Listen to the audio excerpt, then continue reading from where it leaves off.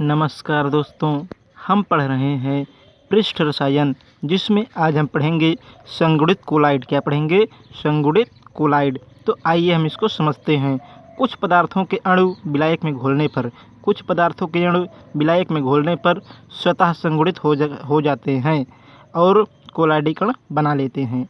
कुछ पदार्थों के अणु को विलायक में घोलने पर ये स्वतः संगुणित हो जाते हैं और संगुणित होकर के कोलाइडीकरण बना लेते हैं। इस प्रकार के कोलाइड जिसमें कोलाइडीकरण छोटे छोटे कणों का समूह होते हैं, संगुणित कोलाइड कहते हैं। समुच्चय कोलाइड को दो भागों में बांटा गया है। तो आपने क्या देखा कि जो संगुणित कोलाइड होते हैं उन्हें दो भागों में बांटा गया है। पहला विद्युत अपघट्य कोलाइड और दूसरा कैसा है? कोलाइडी विद्युत अनपघट्य या अनपघट्य कोलाइड। तो पहला क्या है? पहला है विद्युत अपघट्य कोलाइड, विद्युत अपघट्य कोलाइड और दूसरा है विद्युत अनअपघट्य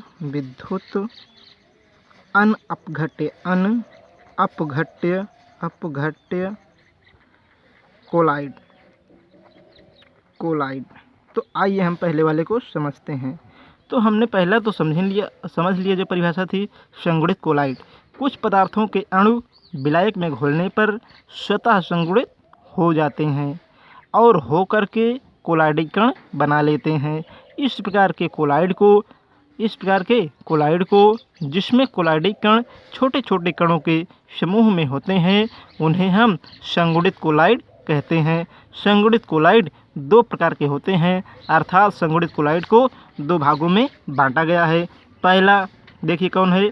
पहला है कोलाइडी विद्युत अपघट्य और दूसरा है कोलाइडी विद्युत अनअपघट्य। तो हमने ये देखा, अथवा हम कह सकते हैं विद्युत अपघट्य कोलाइड और दूसरा है विद्युत अनअपघट्य कोलाइड। तो आप कहेंगे पहला, हम पहला पढ़ेंगे। पहला क्या है आपका? विद्युत। तो पहला है आपका विद्युत अपघट्य कोलाइड। विद्युत अपघट्य कोलाइड, इसको हम समझते हैं। कोलाइड विस्तार से इसको अब हम समझेंगे। देखिए, आप कहेंगे कुछ पदार्थ जो तनु विलयन में विद्युत अपघट्य की तरह व्यवहार करते हैं। कुछ पदार्थ जो तनु विलयन में विद्युत अपघट्य की तरह व्यवहार करते हैं, किंतु सांद्रता बढ़ने पर कोलाइडी विलयन की तरह व्यवहार करते हैं। जब सांद्रता बढ़ती है तो उनके आयन क्या होते हैं? आपस में मिलकर क्या बना लेते हैं? समुच्चय बना लेते हैं, जिसे माइसेल कहते हैं। कुछ पदार्थ जो तनु विलयन में विद्युत अपघट्य की तरह कार्य करते हैं, किंतु सांद्रता बढ़ने के कारण ये कोलाइडी विलयन की तरह व्यवहार करते हैं। जब इनकी सांद्रता बढ़ती है तो उनके आयन आपस में मिलकर के समुच्चय बना लेते हैं, जिसे माइसेल कहते हैं। जिनका आकार कोलाइडी परास में होता है, वह न्यूनतम सांद्रता जिस पर प्रथम माइसेल प्रकट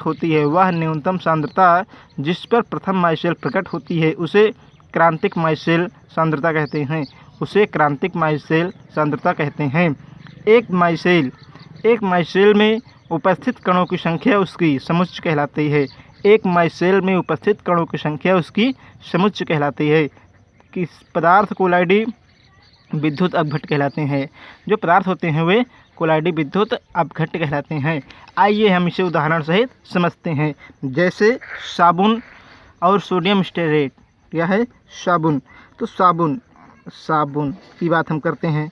तो देखिए, साबुन जो है उसमें आप क्या है? ये साबुन दो तीन प्रकार के होते हैं।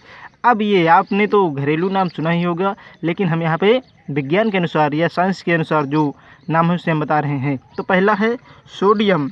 साबुन जो है उसमें भी पहला जो है आपका साबुन, ये आपका साबुन है। साबुन में जो पहला साबुन है वह है क्या? सोडियम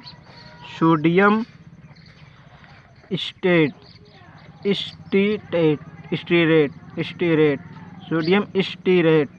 ये है स्टीरेट, ये है आपका इसका सूत्र क्या होगा? इसका सूत्र होगा आपका C17, क्या होगा?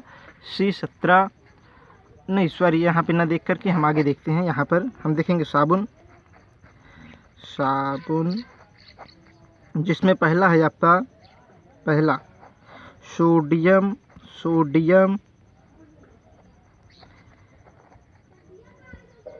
स्टेरेट, ये है।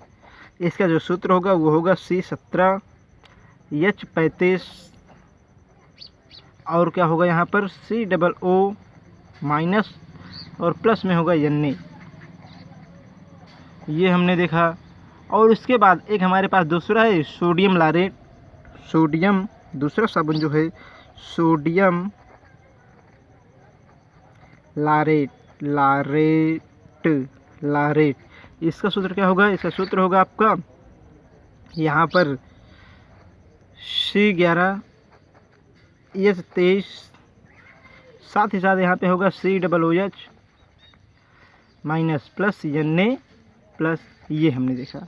तो हमने देखा कि साबुन आपके दो प्रकार के हो गए। पहला हो गया सोडियम स्टेरेट और दूसरा है आपका सोडियम लारेट, ये हो गया। अब देखिए, जब हम साबुन को जल में घोलते हैं तो यह आयनों में वियोजित हो जाते हैं। जब हम साबुन को जल में घोलते हैं तो यह आयनों में वियोजित हो जाते हैं। जैसे C17H35 और उसके बाद देखिए क्या होगा यहाँ पर COO माइनस प्लस Na, इसको हमने क्या किया? प्लस सॉरी यहाँ नहीं रहेगा Na, ये एक ही सूत्र होगा आपका, ये एक ही सूत्र है।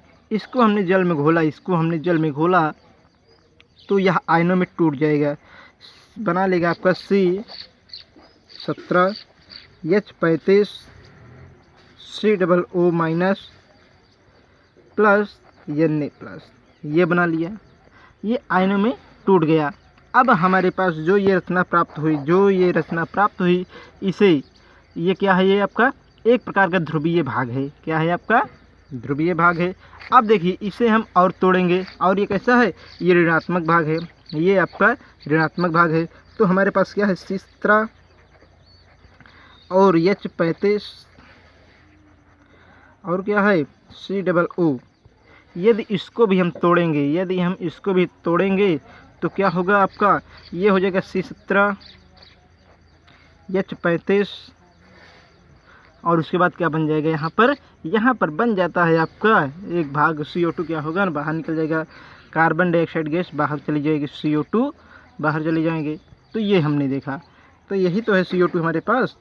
तो ये हाइड्रोकार्बन हो गया और ये क्या है आपका? कार्बनिक भाग, ये बाहर चला गया। तो हाइड्रोकार्बन और कार्बनिक भाग, तो इसे हम क्या कहते हैं? ध्रुवीय भाग। इसकी रचना को हम ऐसे भी लिखते हैं, ऐसे लिखते हैं। तो ये सिर बनाता है, क्या बनाते हैं?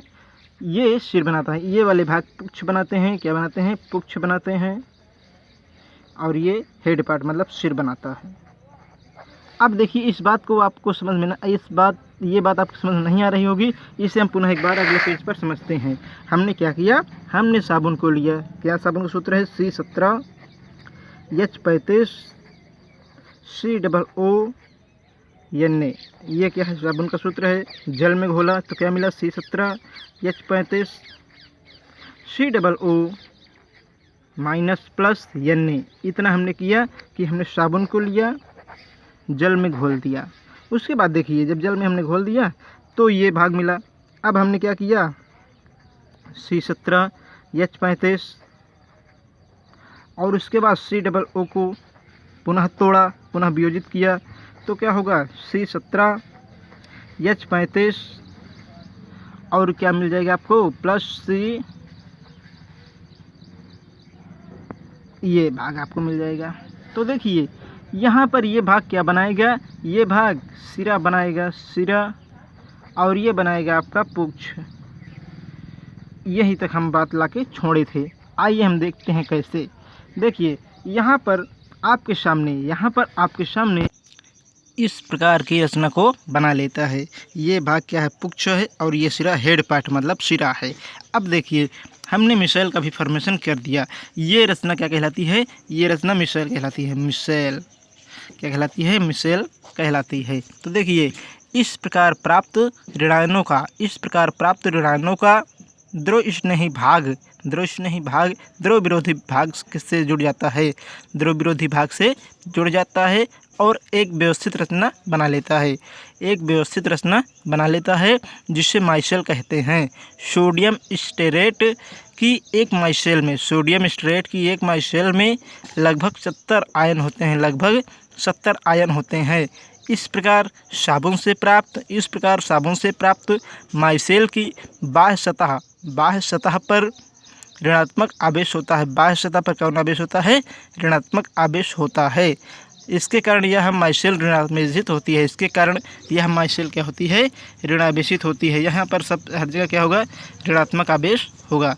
इस कारण माइसेल की सतह ऐसी होती है, या माइसेल जो होती है ऋणावेशित होती है।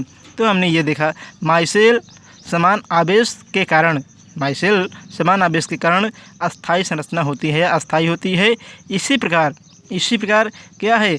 RNH3Cl का माइसेल धनात्मक आयनों के मिलने पर RNH3Cl का माइसेल धनात्मक आयनों के मिलने से धनात्मक माइसेल बनाता है। तो हमने इसको देखा। आइए हम बात करते हैं कि साबुन का स्वच्छीकरण प्रक्रम। तो हम बात करेंगे साबुन का स्वच्छीकरण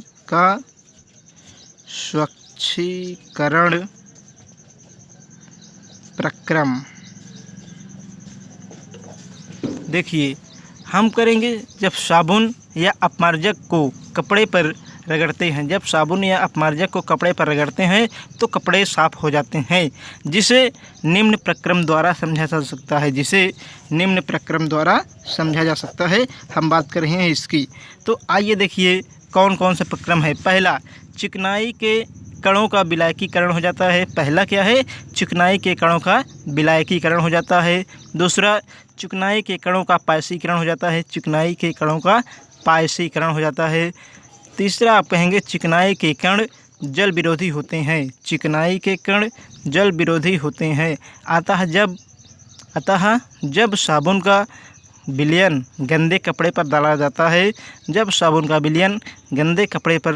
जाता है तो यह कण माइसेल के मध्य में उपस्थित जल के विरोधी भाग में शोषित हो जाते हैं। तो कहने का मतलब ये है कि एक मान लीजिए गंदा कपड़ा है, इसमें साबुन डाला गया। ये कपड़ा मान लीजिए, इसमें साबुन डाला गया। तो देखिए, जो माइसेल बना रहा है, माइसेल कैसे बना? जब हमने साबुन को जल में घोला तो क्या हुआ? माइसेल बना। माइसेल में क्या है? जल के बीच बीच में अणु भी हैं। क्या है? जल के अणु भी हैं। तो अब बात क्या हो रही है यहाँ पर कि माइसेल में जो बीच बीच में जल के अणु होते हैं, उसमें क्या होता है?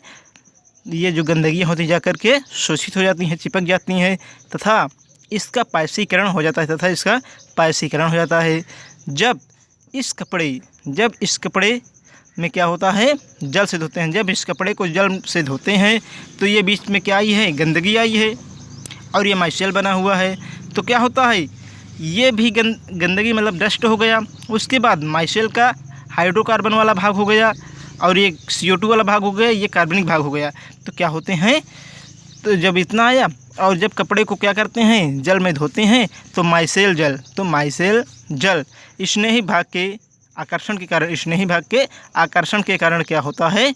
बाहर चली जाती है, और इसके साथ चिकनाई का कण भी बाहर चला जाता है। देखिए, पहले क्या होंगे? पहले पानी बाहर जाएगा, पानी के साथ ये बाहर जाएंगे, और इससे जुड़ा कौन? अटैच ये भाग जुड़े हैं, ये भी बाहर चले जाएंगे। तो जब ये सब भाग बाहर चले जाएंगे तो हमारा कपड़ा स्वच्छ हो जाता है। तो हमने ये देखा, और इस प्रकार हमारे गंदे कपड़े साफ हो जाते हैं। तो हम इस प्रयोग को पूरा नहीं समझे। इस एक पात्र है, इसमें मान लीजिए गंदा कपड़ा लिया गया है, साबुन डाला गया, तो क्या होगा? माइसेल प्रक्रम होगा। इससे प्रक्रम होगा। अब उसके बाद माइसेल में एक सिरा बनेगा, ऋणात्मक होगा, और यहाँ पर क्या होगा? ऋणात्मक होगा, ये सिरा बनाएगा। और उसके बाद देखिए, यहाँ पर ऋणात्मक आवेश लगा देंगे। साथ ही साथ अब देखिए, जब बीच बीच में क्या है? पानी रहेगा, अब कपड़े की गंदगी निकली और पानी के करीब में आई। उसके बाद ये पानी को जब हमने इस कपड़े को धोया, गंदगी यहाँ पे आके समेट गई है, इकट्ठा हो गई है, इस कपड़े को हमने धोया तो क्या होगा, गंदगी तो बाहर जाएगी, जल भी उसका बाहर निकल जाएगा, साथ ही साथ ये हाइड्रोकार्बन भी बाहर चले जाएंगे साबुन के फेने के रूप में, और क्या बचेगा, हमारा स्वच्छ कपड़ा बचेगा। इस प्रकार गंदा कपड़ा साफ हो जाता है। आइए हम समझते हैं पायस। क्या समझते हैं? पायस। पायस IMP है पायस। देखिए, पायस वे कोलाडी तंत्र हैं जिनमें परिक्षिप्त तथा परिक्षेपण माध्यम दोनों द्रव अवस्था में होते हैं। आप कहेंगे पायस वे कोलाडी तंत्र हैं जिसमें परिक्षिप्त माध्यम और परिक्षेपण माध्यम दोनों किस रूप में होते हैं? द्रव अवस्था में होते हैं, पायस कहलाता है। ये दोनों आपस में अमिश्रणीय होते हैं। ये दोनों आपस में अमिश्रणीय होते हैं। सामान्यतः एक द्रव जल है, सामान्यतः एक द्रव जल है, और जल में यदि हम तेल को मिला देते हैं तो पायस बन जाता है। हमने क्या किया, मान लीजिए एक पात्र लिया, इसमें क्या है, इसमें जल भरा है, जल, इसमें हमने क्या किया, मिट्टी का तेल या तेल डाल दिया, मिट्टी का तेल डाल दिया, तेल, तो क्या हो जाएगा, ये इसकी लेयर पर, सतह पर तैरने लगेगा, तो ये क्या बना लेगा, ये पायस को बना लेगा। तो हमने ये देखा कि पायस क्या है, तो पायस को हम समझ गए हैं। अब आप कहेंगे कि पायस कितने प्रकार के होते हैं, तो पायस आपके 2 प्रकार के होते हैं। पायस 2 प्रकार के होते हैं। पहला है तेल में जल का पायस, तेल में जल का पायस पहला है आपका, तेल में जल का पायस। तो आप कहेंगे कि वे पायस जिसमें द्रव वसा की छोटी छोटी बूंदें जल में विस्तृत रहती हैं। आप कहेंगे वे पायस जिसमें वसा की छोटी छोटी बूंदें जल में विस्तृत रहती हैं। इनमें परिक्षिप्त प्रावस्था वसा तथा परिक्षेपण माध्यम जल होता है। इनमें परिक्षिप्त प्रावस्था वसा तथा परिक्षेपण माध्यम जल होता है। जैसे दूध। देखिए, पात्र हम लिए हैं, मान लीजिए इसमें क्या है, दूध है, और दूध में जल भी है। अब देखिए, यहाँ पे बूंद के रूप में, बूंद के रूप में, गोलाकार रूप में, छोटे छोटे गोलाकार के रूप में वसा एकत्रित रहती है। वसा क्या होती है, यहाँ पर इकट्ठा रहती है। ये क्या है, मिल्क है, मतलब दूध है। अब इस दूध को देखिए, दूध में जल भी रहता है, और ये मटेरियल मतलब कुछ उसका अन्य भाग भी कोलाडी रूप में रहता है, लेकिन जो वसा है वो कणों के रूप में विद्यमान रहती है। तो हमने ये देखा। और दूसरा जो पायस है आपका, वह है जल में तेल का पायस। जल में तेल का पायस। आप कहेंगे वे पायस जिसमें जल की छोटी छोटी बूंदें, वे पायस जिसमें जल की छोटी छोटी बूंदें वसा में विस्तृत रहती हैं, फैली रहती हैं, बिखरी रहती हैं। इनमें परिक्षिप्त अवस्था में जल तथा परिक्षेपण माध्यम में वसा होती है। इनमें परिक्षिप्त अवस्था में क्या होता है, जल और परिक्षेपण माध्यम में वसा होती है। तो आपने ये देखा। जैसे मक्खन, क्या कहेंगे आप, मक्खन को आप देखते हैं, यदि मान लीजिए पात्र है, पात्र में मक्खन रखा गया है, और ये मक्खन पूरा भरा हुआ है। अभी तक क्या था, नीचे पानी था, ऊपर थोड़ा थोड़ा क्या हुआ था, ऊपर थोड़ी थोड़ी वसा तैर रही थी। लेकिन ये पूरा मान लीजिए पात्र है, पात्र में वसा भरा हुआ है, और जल की 2-4 बूंदे हमने डाल दिया, तो इस प्रकार जो पायस बनेगा वह क्या होगा, जल में तेल का पायस। हमने ये देखा। अब इसी प्रकार हम आगे देखेंगे पायसीकरण क्या है। देखिए, अब हम पढ़ेंगे पायसीकरण। क्या पढ़ेंगे, पायसीकरण। तो देखिए, पायसीकरण क्या है, दो द्रवों को आपस में मिलाकर पायस का बनाना। 2 द्रवों को आपस में मिलाकर पायस का बनाना ही पायसीकरण कहलाता है। पायस के निर्माण के लिए 2 अमिश्रणीय द्रवों को एक समांगी कारक में लेकर मिलाते हैं। इसमें परिक्षिप्त द्रव को कम मात्रा में लिया जाता है तथा परिक्षेपण द्रव को अधिक मात्रा में लिया जाता है। इस प्रकार प्राप्त पायस अस्थायी नहीं होता। इस प्रकार प्राप्त पायस अस्थायी नहीं होता है। इस पायस को अस्थायी बनाने के लिए आप कहेंगे इस प्रकार प्राप्त पायस अस्थायी नहीं होता है। इसे अस्थायी बनाने के लिए या इस प्रकार प्राप्त पायस को अस्थायी बनाने के लिए इसमें क्या करते हैं, अस्थायी कारक का प्रयोग करते हैं या अस्थायी कारक मिलाते हैं, जिसे पायसी कारक कहते हैं। पायसी कारक प्रायः साबुन के अपमार्जक होते हैं। एक बार इसे हम पुनः समझते हैं। आप कहेंगे पायसीकरण, तो पायसीकरण क्या है? देखिए, दो द्रवों को आपस में मिलाकर पायस का बनाना ही पायसीकरण कहलाता है। पायस के निर्माण के लिए दो अमिश्रणीय द्रवों को एक समांगी कारक में लेकर मिलाते हैं। इनमें परिक्षिप्त द्रव को कम मात्रा में तथा परिक्षेपण माध्यम वाले द्रव को अधिक मात्रा में मिलाया जाता है या लिया जाता है। इस प्रकार प्राप्त पायस अस्थायी नहीं होता। मतलब इस प्रकार जो पायस बनता है वह अस्थायी नहीं होता है। इसे अस्थायी बनाने के लिए इसमें कुछ अस्थायी कारक मिलाते हैं, जिसे पायसी कारक कहते हैं। पायसी कारक प्रायः साबुन के अपमार्जक होते हैं। अब हम बात करते हैं पायस की विशेषताएं। पायस की विशेषताएं, चलिए हम इसको देख लेते हैं कि पायस की विशेषताएं क्या हैं। आप कहेंगे पायस में उपस्थित पायसी कारक को नष्ट करने पर ये अपने आयनों में टूट जाते हैं। आप कहेंगे पायस में उपस्थित पायसी कारक को नष्ट करने पर ये अपने आयनों में टूट जाते हैं। दूसरा आप कहेंगे जल में विलेय, पहला पॉइंट था। दूसरा पॉइंट आप कहेंगे जल में विलेय कोई भी रंगहीन पदार्थ। दूसरा पॉइंट है आपका जल में विलेय कोई भी रंगहीन पदार्थ।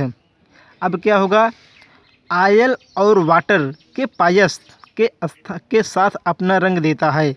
ऑयल और वाटर के पायस के साथ अपना रंग देता है, पर वाटर और ऑयल के पायस के साथ अपना रंग नहीं देता है। तो हमने दो अंतर देखा। पहला अंतर क्या देखा, पायस में या दो विशेषताएं देखा। पहला, पायस में उपस्थित पायसी कारक को नष्ट करने पर ये आयनों में टूट जाते हैं। हमने पहला देखा कि पायस में उपस्थित पायसी कारक को नष्ट करने पर ये आयनों में टूट जाते हैं। दूसरा है आपका जल में विलेय कोई भी रंगहीन पदार्थ किसके है, तेल और पानी के पायस में अपना रंग देता है, लेकिन पानी और तेल के पायस में अपना रंग नहीं देता है। तीसरा हम देखते हैं कि तीसरी विशेषता क्या है। आप कहेंगे पायस की विद्युत चालकता उसके प्रकार पर निर्भर करती है। यदि क्या है, पायस पानी और तेल का पायस है, यदि पायस पानी और तेल का है तो क्या होगा, विद्युत चालकता अपेक्षाकृत कम होगी। लेकिन पायस कैसा है, तेल का है और पानी का है, तो क्या होगा इसमें, मतलब ऑयल का है और वाटर का है, तो इस प्रकार के बने पायस में चालकता अधिक होती है। तो हमने ये देखा। उसके बाद हम कहेंगे कि पानी और तेल वाले पायस में उसकी श्यानता क्या होती है, अपेक्षाकृत अधिक होती है। पानी और तेल वाले पायस में क्या होती है, उसकी श्यानता अपेक्षाकृत अधिक होती है, जबकि तेल और पानी वाले प्रकार के पायस में उसकी श्यानता कम होती है या अपेक्षाकृत उसकी श्यानता कम होती है। पांचों हम कहेंगे कि जैसे क्या है आपका तेल और पानी पायस से क्या करेंगे हम, पानी और वसा पायस प्राप्त कर सकते हैं, प्रावस्था परिवर्तन कर सकते हैं। तो ये प्रावस्था परिवर्तन कहलाता है। किसी पायस को उसके परिक्षेपण माध्यम की सहायता से तनु किया जा सकता है, जैसे दूध में जल मिलाकर तनु किया जा सकता है, जबकि मक्खन को जल मिलाकर तनु नहीं किया जा सकता। तो हमने ये अंतर देखा। अब आज के लिए इतना ही। तो आज हमने पढ़ा पायसीकरण और संगुणित कोलाइड अगले भाग में पढ़ेंगे। इसके आगे वीडियो को पूरा देखिए। अगर आपको वीडियो पसंद आए तो लाइक शेयर सब्सक्राइब करें। धन्यवाद।